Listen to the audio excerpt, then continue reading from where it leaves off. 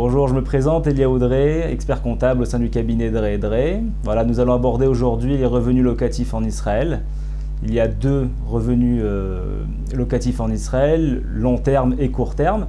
Nous allons aborder aujourd'hui dans notre vidéo uniquement la partie long terme. Il y a trois systèmes d'imposition en Israël. La première étant l'exonération totale de tous vos revenus locatifs, jusqu'à en moyenne 5000 shekels par mois. Le deuxième étant le forfait à 10%.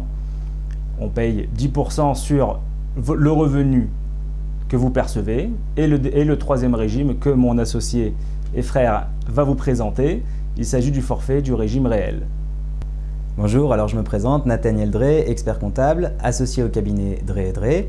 Donc comme le disait mon frère Eliaou, il y a trois façons en Israël de déclarer les revenus immobiliers, les revenus locatifs. Le premier régime est donc le régime de l'exonération. Le montant mensuel du loyer exonéré est de 5030 shekels pour l'année 2018. Le plafond a été rehaussé sur l'année 2019 à 5090 shekels. Donc si vous avez un loyer qui est inférieur à cette somme, vous êtes entièrement exonéré. Le deuxième régime qui existe, c'est le fameux forfait à 10%. C'est le forfait le plus répandu.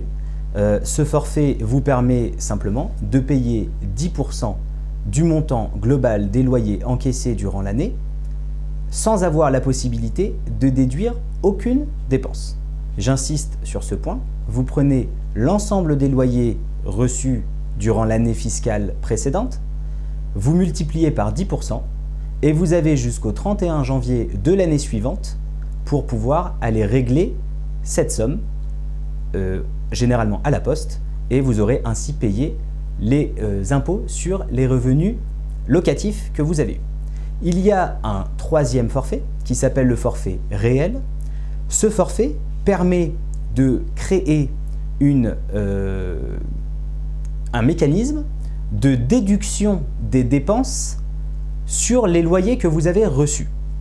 C'est-à-dire que vous prenez l'ensemble des loyers que vous avez reçus durant l'année, vous allez ensuite déduire les dépenses qui sont liées au fonctionnement de l'appartement.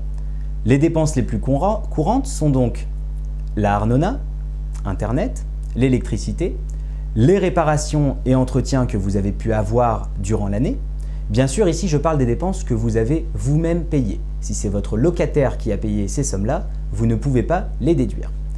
Vous avez également la possibilité de prendre en compte les amortissements de votre bien et de l'emprunt bancaire que vous avez contracté éventuellement si vous avez payé des intérêts sur la mashkenta éventuellement pour pouvoir financer votre bien. Dans ce système-là, vous allez avoir la possibilité de déclarer un bénéfice sur le fonctionnement de votre appartement. On va prendre un exemple très simple. Vous avez un appartement en Israël, il est loué à 10 000 shekels par mois. Vous avez donc encaissé sur l'année 120 000 shekels. Vous avez durant l'année eu 20 000 shekels de frais d'agent, d'avocat ou de diverses dépenses d'entretien, une réparation d'un masgan par exemple. Vous avez donc potentiellement un bénéfice restant de 100 000 shekels. Sur ces 100 000 shekels, nous allons pouvoir ensuite déduire les dépenses qui sont liées à l'intérêt de l'emprunt bancaire contracté pour l'achat de cet appartement, et on peut également reconnaître l'amortissement du bien immobilier selon les règles comptables et les règles fiscales qui existent en Israël. Ce régime, sans rentrer dans tous les aspects techniques de la manière pour le réaliser, il faut savoir que ce régime est dans 90% des cas le plus intéressant des régimes. Très souvent, vous pourrez ne pas payer d'impôt du tout sur vos revenus locatifs, dans la mesure où aujourd'hui la rentabilité en Israël sur les revenus locatifs à long terme étant extrêmement faible, vous avez la possibilité de générer soit une perte fiscale, soit un bénéfice suffisamment petit pour éviter de payer des impôts. Ça dépend évidemment de plusieurs paramètres, notamment l'année de l'achat, le prix auquel vous avez acheté le bien et les frais annexes, notamment les frais d'agent, les frais d'avocat, le maz rechisha que vous avez éventuellement payé. Ça dépend également de la localisation du bien, de votre âge en tant que propriétaire et des modalités de paiement du loyer. Si vous êtes payé 1 an à l'avance ou tous les mois, ça a des conséquences.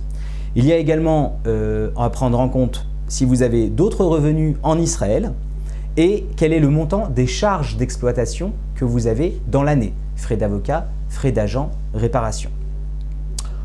En conclusion, vous avez la possibilité très souvent de payer beaucoup moins que 10% sur vos revenus locatifs en Israël. Ne courez pas tout de suite à la poste jusqu'au 31 janvier pour aller payer le fameux forfait à 10%. Consultez-nous, obtenez une étude sur votre appartement ou vos appartements et très souvent, vous aurez la possibilité de payer nettement moins d'impôts. Je vous remercie de votre écoute.